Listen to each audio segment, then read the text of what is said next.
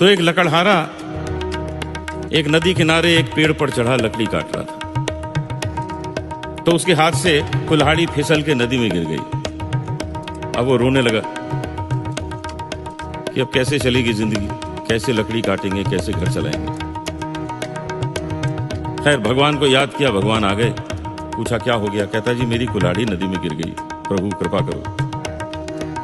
तो भगवान ने कहा अभी निकाल देते हैं, तू तो बड़ा अच्छा आदमी है, भक्त आदमी है।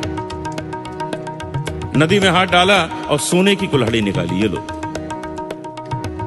वो बोला ये मेरी नहीं है, मैं तो गरीब आदमी।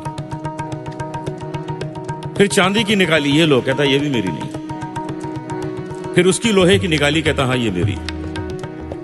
तो भगवान बहुत प्रसन्न हुए, कहने लगे तू ईमानदार भी बहुत है, तीनों कुल्हाड़ी ले जाओ, मजे करो।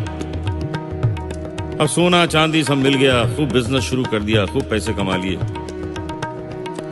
5 साल बाद देखा तो फिर नदी किनारे बैठा रो रहा है। तो भगवान फिर आ गए कि अब क्या हो गया?